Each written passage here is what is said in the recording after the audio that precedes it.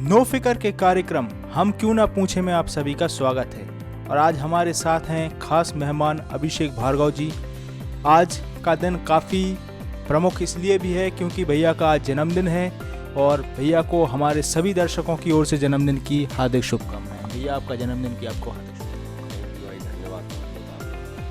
भैया आपसे आज जनता को जानने के लिए सबसे बड़ा प्रश्न ये है कि आपके जीवन के विषय में बताना चाहेंगे कि अभिषेक भार्गव कौन है। अभिषेक भार्गव का जीवन के उन पहलुओं के बारे में बात करना चाहेंगे जिन कहीं ना कहीं वो अनछुए हैं।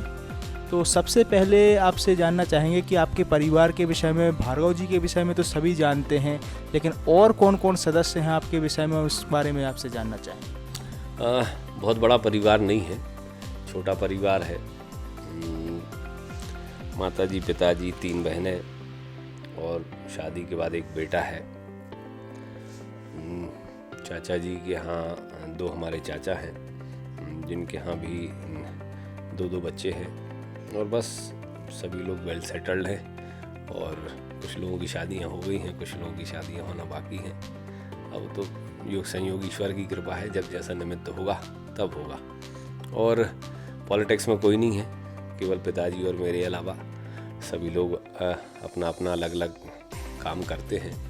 अच्छी पढ़ाई परिवार के बुजुर्गों के कारण सभी बच्चों को उच्च शिक्षा प्राप्त हुई है।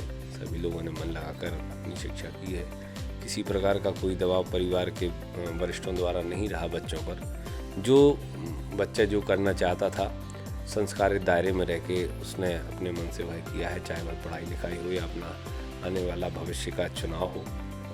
सभी हमारे यहाँ बुजुर्गों के आशीर्वाद से सहमति रहती थी, तो अब सभी लोग सेटल्ड हैं।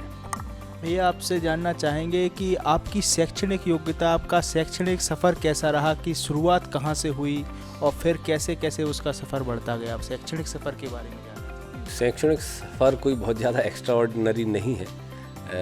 बचपन में यहीं गड़ाकोटा नगर में सरस्वती शिशु मंदिर से मैंने पढ़ाई प्रारंभ की थी। प्रथम, द्वितीय और तृतीय कक्षाओं तक मैं वहीं पढ़ा। तृतीय क्लास से मतलब 3rd क्लास से मेरे पिताजी के एक अच्छे मित्र थे श्री चौबे जी, जो केंद्रीय विद्यालय दुर्गापुर, चंद्रपुर महाराष्ट्र में एक ज़िला है, उसमें एक दुर्गापुर करके तहसील है। वेस्टर्न स्कूल्स लिमिटेड की वहाँ माइंस है, तो सेंट्रल के कर्मचारी वहाँ हैं, तो वहाँ पर वो टीचर थे। मेरे पिताजी ने अच्छी शिक्षा के लिए उस समय मुझे 3री क्लास से उनके पास भेज दिया था। तो 2 वर्ष मैंने वहाँ पर पढ़ाई की। फिर उसके बाद उनका ट्रांसफ़र सागर हो गया, तो उसके बाद पूरी स्कूल एजुकेशन और हायर एजुकेशन सागर में रही। 12वीं मैंने केंद्रीय विद्यालय क्रमांक 1 जो सागर में है उससे की। फिर उसके बाद BBA डॉक्टर हरि सिंह गौर यूनिवर्सिटी से, MBA डॉक्टर हरि सिंह गौर यूनिवर्सिटी से। 1 साल LLB की, चूँकि LLB कंटिन्यूएशन में कंप्लीट नहीं कर पाया, उसका मुझे आज भी बड़ा दुख है व्यस्तता के कारण। और बस यही है, कोशिश यही रहेगी कि आने वाले समय में अपनी जो अधूरी छोटी पढ़ाई है उसको पूरा करूं और PhD किसी न किसी विषय पर, जो जनता से जुड़ा हुआ विषय हो, समाज से जुड़ा हुआ विषय हो, उसके थ्रू मैं PhD करना प्रेफर कर रहा हूँ। एक विधायक के पुत्र को क्या सुविधाएं आती हैं, जैसे कि एक सामान्य छात्र रहता है बचपन से या सामान्य बच्चा रहता है उसके जीवन में, और एक विधायक या कहें एक मंत्री के बच्चे के जीवन में क्या अंतर रहता है, या फिर कहें कि क्या बदलाव रहे आपके जीवन में। देखिए, आप मुझसे पूछेंगे तो मैं ये नहीं बता पाऊँगा कि आम जीवन में या मंत्री के जीवन पुत्र के जीवन में या विधायक पुत्र के जीवन में क्या अंतर रहता है। ये तो सभी को दिखता है, लेकिन मेरे परिवार में शुरू से पिताजी की अपेक्षा माताजी का ज़्यादा प्रभाव रहा है। माताजी ने ही हम सभी बच्चों की पढ़ाई, बचपन में खेल कूद इत्यादि सारी चीज़ों की जवाबदारी उठाई है। पिताजी राजनीति में व्यस्त रहते थे, माताजी सागर में रहकर हम सभी लोगों की शिक्षा अध्ययन का देखरेख करती थीं। तो एक बहुत ही सीमित व्यवस्था में, बहुत ही कठोर अनुशासन, वो भी आर्थिक अनुशासन में पिताजी के द्वारा, माताजी के द्वारा हम लोगों को रखा गया है।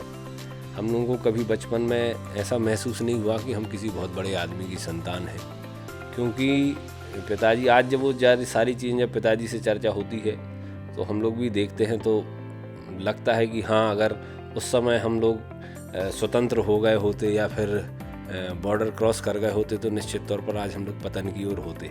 आज लोग अगर हमारा जीवन सही दिशा में जा रहा है तो उसका पूरा श्रेय माता पिता की परवरिश को दूंगा कि उन्होंने एक अनुशासित तरीके से और आर्थिक कड़ाई से हम सभी लोग बच्चों को पढ़ाया है। तो हम लोगों को पैसों की भी महत्व का पता है, समय के महत्व का पता है और एक कम संसाधनों में जीवन कैसे जिया जाता है उसके महत्व का पता है। आपसे सबसे अहम प्रश्न रहेगा कि आप राजनीति में कैसे आए, राजनीति के सफ़र की शुरुआत कैसे हुई। लोगों को ये लगता है कि आप एक विधायक पुत्र हैं, एक मंत्री पुत्र हैं, तो आपका सफ़र आसान रहा होगा, लेकिन कहीं ना कहीं जब लोग उसको गहराई से देखते हैं तो कहीं कठिनाइयाँ भी दिखती हैं। तो उसके विषय में जानना चाहेंगे कि आपकी सफ़र की शुरुआत कैसे? देखिए, सफ़र की शुरुआत तो पिताजी को देखकर ही हुई। मैं देखता था जब स्कूल से आता था, मतलब छुट्टियां जब हमारे यहाँ होती थी तो गड़ाकोटा आता था, जहाँ देखता था कि सुबह से पिताजी उठते हैं तो सैकड़ों लोग उनसे मिलना जुलना लगा रहता है। उस समय वो फ़ोन चलते थे अपने लैंडलाइन, तो उस पर लगातार पिताजी फ़ोन लगा के बातचीत किया करते थे। लोग आते थे, रोते थे, हंसते थे, धन्यवाद देते थे, परेशानियाँ बताते थे। पिताजी लगातार उन चीज़ों को देखकर समझकर अपने बुद्धि कौशल से उन लोगों की समस्याएं का समाधान करते थे। तो इस चीज़ को देखते हुए मुझे थोड़ा इसमें इंटरेस्ट आया और फिर पढ़ाई पूरी करने के बाद मैंने यह तय कर लिया था कि अब पिताजी का हाथ मुझे सामाजिक क्षेत्र में बटाना है। राजनीति में आने का मेरा पहले कोई उद्देश्य नहीं था। मैं केवल यही चाहता था कि पिताजी की व्यस्तताओं को कम करके, उनके भार को कम करके रहली विधानसभा क्षेत्र में उनके सामाजिक दायित्वों को थोड़ा अपने ऊपर लेकर उनका सहयोग कर सकूं। लेकिन फिर धीरे धीरे चीज़ें उसमें जुड़ती गई।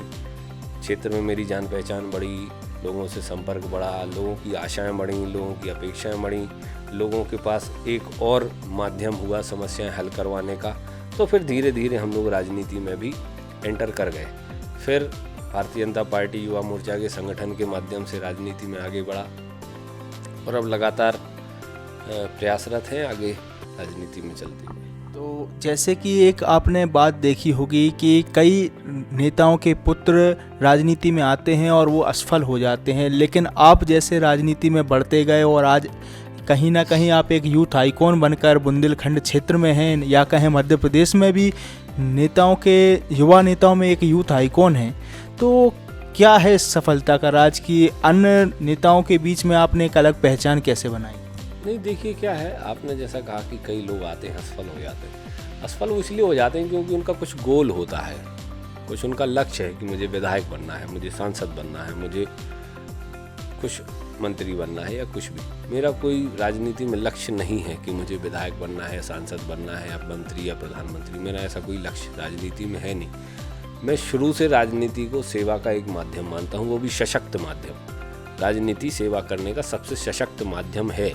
इसके अलावा अन्य माध्यम भी हैं, लेकिन राजनीति सशक्त माध्यम है। राजनीति में रहते हुए, पावरफुल रहते हुए आप गरीब से गरीब व्यक्ति की बियॉन्ड द लिमिट जाकर मदद कर सकते हो। इसीलिए मैं राजनीति में केवल इसीलिए हूँ कि राजनीति के माध्यम से गरीब लोगों की मदद कर सकूँ। तो आपके साथ एक और बात काफ़ी दिलचस्प है कि आप एक राजनीति के आइकॉन के साथ साथ एक फिटनेस आइकॉन भी हैं बुंदेलखंड क्षेत्र के लिए। इसके लिए भी आपकी काफ़ी तारीफ़ की जाती है, फिटनेस के लिए भी, आपकी बॉडी लैंग्वेज से लेकर के आपकी फिगर के लिए भी आपकी कई बार बातें होती हैं। तो इसका क्या राज है इस फिटनेस का? हाँ, एक्चुअली क्या है, फिटनेस का जुनून मुझे बहुत पहले से, मैं पहले बहुत दुबला पतला था, तो पहले मोटा होने की कोशिश में रहता था कि किसी भी एन कैन प्रकार थोड़ा हेल्थ गेन कर जाए। और फिर जब थोड़े मोटे हुए तो पेट वेट निकलने लगा, तब हम बेडोल होना शुरू हो गए। तब मुझे लगा कि ये मोटा होना पतला होने की अपेक्षा एक शरीर को एक कांस्टेंट बॉडी शेप में रखना बहुत ज़रूरी है। और फिटनेस के जब हमें खुद भी एडवांटेज पता लगने शुरू हो जाते हैं तो फिर फिटनेस एक जुनून बन जाता है ना। और उस जुनून के माध्यम से देखिए, मैंने फिर कहा कि राजनीति उस ऐसा फिटनेस भी है। जब आप उस चीज़ में घुसते हो तो आप अपने माध्यम से बहुत सारे लोगों को फिर उसमें आप उनको कन्विंस भी करते हो कि आप भी शुरू करो, आप भी शुरू करो। और कई लोगों को फ़ायदे होते हैं। अभी जैसे हमारा जिम है, तो यहाँ पे बहुत सारे लड़के आते हैं जिन्हें आर्मी की ट्रेनिंग करना है, जिन्हें वन विभाग, पुलिस विभाग इत्यादि की तैयारी करनी, तो उनका शरीर शेप में नहीं है, किसी का चेस्ट कम है, किसी की हाइट कम है। तो आज जब हम फिटनेस की बात करते हैं तो ये सारी चीज़ें भी उसमें इंक्लूड हो जाती हैं। हम जिम में उनको वर्कआउट कराते हैं, उनका चेस्ट बढ़ाते हैं, उनकी हाइट बढ़ाते हैं, इस प्रकार के, तो वो उनको फ़ायदा है। तो जब हमने फिटनेस शुरू की तो अब यही हमारा गोल बन गया कि हम भी फिट रहें, लोगों को भी फिट रखें, और इस फिटनेस के माध्यम से लोगों को रोजगार से, नौकरियों से जोड़ने का क्या अपन प्रबंध कर सकते हैं, उसकी भी तैयारी हम लोग लगाते हैं। आपने एक नल के लिए भी बात की थी कि पंचायतों में नल के लिए एक नया कॉन्सेप्ट लाए थे आप, तो उसकी भी काफ़ी चर्चा रही, काफ़ी उसकी तारीफ भी हुई। तो ऐसे विज़न के लिए काफ़ी आपकी तारीफ हो रही है, और आप वो कहीं ना कहीं कहा भी जा रहा है कि बुंदेलखंड के लिए एक आप आइकॉन बन के आए हैं, तो उसके लिए लगातार आप प्रयास कर रहे हैं। देखिए क्या होता है कि मैंने कई पॉलिटिशियंस को देखा है, कहीं दूसरा कोई व्यक्ति कोई इनिशिएटिव लेता है, किसी के दिमाग में कोई आइडिया आता है, तो वो उस चीज़ को अन्य राजनेता इम्प्लीमेंट करने में पीछे होते हैं। क्यों? क्योंकि उन्हें लगेगा अरे ये तो वहाँ हुआ था, तो उनको इसका श्रेय नहीं मिले, जबकि ये गलत धारणा है। दुनिया भर के विचार, दुनिया भर के नए आइडिया किसी एक आदमी के दिमाग में नहीं आ सकते। अलग अलग लोगों के दिमागों में जब आइडियाज़ आते हैं तो बहुत सारे आइडियाज़, मैंने फेसबुक के माध्यम से देखा, मुझे चीज़ अच्छी लगी, मैंने अपने यहाँ के अधिकारियों से बात की, फिर हमने उसको अपने यहाँ पे उसको क्रियान्वयन किया, और बहुत सारी पंचायत में वो सारा जो हमारा सोख्ता गड्ढा वाला, और उसी में पानी बचेगा और हमारे पशुओं के लिए भी पानी मिलेगा, ये सारी चीज़ें एक व्यवस्थित रूप से चल रही हैं। अब आपसे जानना चाहेंगे कि रेहली क्षेत्र के विकास के लिए अब आपकी आगामी क्या योजनाएं रहेंगी, कि किस प्रकार की योजनाएं अब आगामी रहेंगी जो रेहली क्षेत्र के विकास या रेहली विधानसभा के विकास के लिए आपकी होंगी? देखिए, सबसे पहली जो आवश्यकता होती है वो तो मूलभूत व्यवस्थाओं की आवश्यकता है। गांव में आपके लिए एक ऐसा रोड होना चाहिए जो आपको गांव तक पहुंचा सके। उसके बाद गांव की अंदरूनी सड़कें ऐसी होनी चाहिए कि आपके घर के सामने कीचड़ ना हो। गांव में पेयजल की व्यवस्था होनी चाहिए। आपके पास पक्के मकान, शौचालय, ये व्यवस्थाएं आपके पास होनी चाहिए। गांव में स्कूल होना चाहिए, गांव में पंचायत भवन होना चाहिए, गांव में एक सामुदायिक भवन ऐसा होना चाहिए कि आपके जो तीज त्यौहार हैं, शादी हैं, गमी है, तेरहवीं वगैरह, उसके लिए आपके पास एक निःशुल्क व्यवस्था। ये सारी चीज़ें आती हैं मूलभूत सुविधाओं में। इनका विकास हम लोग लगभग 80% और 85% रेहली क्षेत्र में कर चुके हैं। उसके बाद आता है ओवरऑल डेवलपमेंट, जिसमें बड़े बड़े बांध हैं, जिसमें कॉलेजेस हैं, जिसमें हायर सेकेंडरी स्कूल्स हैं, जिसमें अन्य सारी जो व्यवस्थाएं हैं वो है। फिर उसके बाद आता है रोज़गार। तो रोज़गार के लिए ज़्यादातर लोग यही सोचते हैं कि हमारी नौकरी लग जाती, वो भी गवर्नमेंट की, या कहीं भी गवर्नमेंट ऑफिसेस में हमारे लिए चपरासी की भी नौकरी लग जाती। तो मेरा थोड़ा उनसे एक सोच थोड़ी अलग है। नौकरी मत लगाओ, मालिक बनो। एक ऐसा धंधा शुरू करो कि 2 लोग तुम्हारे यहाँ तुम्हारी मदद से नौकरी से लग जाएं। कुछ कोशिश ऐसी करें। नौकरियाँ कितनी दे पाओगे, कहाँ तक दे पाओगे? हजारों नहीं करोड़ों लोग यहाँ पर बेरोजगार हैं, है ना? क्या सभी लोग नौकरी करेंगे? अगर मान लीजिए कोई संस्थान खुलता है तो सभी लोग उसमें नौकरी करने लग जाएंगे, तो उस सर्विसेज का लाभ कौन लेगा? कोई नहीं ले पाएगा। इससे अच्छा कुछ अपन ऐसा, और पॉसिबल भी नहीं है कि हर जगह नौकरी हर व्यक्ति को मिल सके, क्योंकि मैंने तो यहाँ तक देखा है कि एक घर में 10 लोग हैं तो 10 ही लोगों को नौकरी चाहिए। किसी एक की नौकरी लगने से काम नहीं बनता, है ना? हमें तो ये भी देखा, किसी परिवार में एक व्यक्ति की नौकरी लगा दी, दूसरे छोटे भाइयों की या बड़े भाइयों की नहीं लगी, तो हमारे खिलाफ में काम करने लगे, कहने अरे साहब उसकी लग गई, हम तो अलग अलग हैं। तो इन सारी चीज़ों से अच्छा यही है कि अपन कुछ ऐसा प्रबंध करें, ऐसी व्यवस्था लोगों के सहयोग से, समाज के सहयोग से ऐसी करें कि हम गांव में ही छोटे छोटे कुटीर उद्योग या छोटी छोटी कुछ ऐसी व्यवस्थाएं गांव में ही शुरू करें कि लोग बाहर भी ना जाएं, उनका पलायन भी ना हो, और एक व्यक्ति के माध्यम से 4 अन्य लोगों की भी रोजगार की व्यवस्था गांव में हो सके। अब आपसे सिर्फ सबसे अंतिम प्रश्न कि जो आपकी राजनीति का अब भविष्य में क्या, अब अगला पड़ाव क्या होगा, कि किस प्रकार की अब राजनीति में आप अग्रसर होंगे?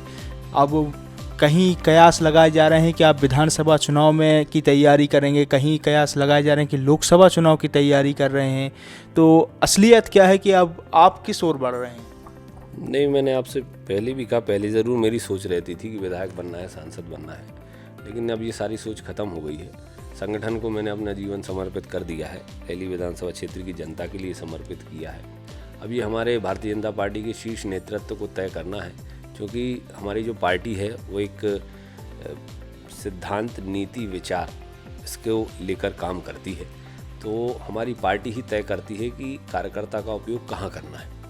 तो अब यह तो हमारी पार्टी के ऊपर ही हमने छोड़ दिया है कि पार्टी हमारा कहाँ उपयोग करना चाहती है। वह एक कार्यकर्ता के रूप में हमारा उपयोग करना चाहती है, विधानसभा में भेजना चाहती है, लोकसभा में भेजना चाहती है, या संगठन के काम करवाना चाहती है। यह पार्टी तय करेगी कि अभिषेक भार्गव का उपयोग पार्टी को किस तरीके से करना है।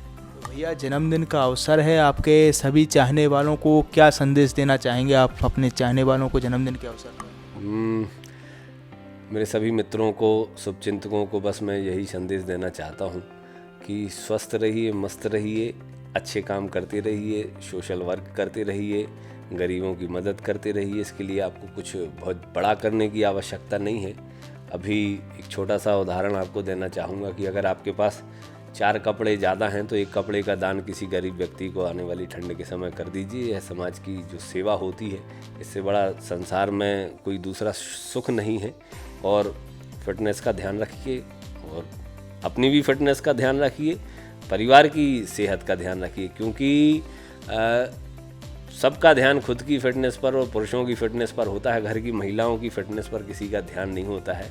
और सबसे मजबूत कड़ी आपके परिवार की, आपकी घर की महिलाएं हैं, आपकी चाहे बहन हो, चाहे आपकी माताजी हो, चाहे आपकी पत्नी हो, चाहे आपकी बेटी हो, उसके भी स्वास्थ्य का ध्यान आप लोग रखिए और कोरोना से बचे रहिए और संक्रमण से रहित स्वच्छ वातावरण निर्मित करने में सभी का सहयोग करें। आप सभी का धन्यवाद। यह हमारे कार्यक्रम के लिए समय निकालने के लिए धन्यवाद।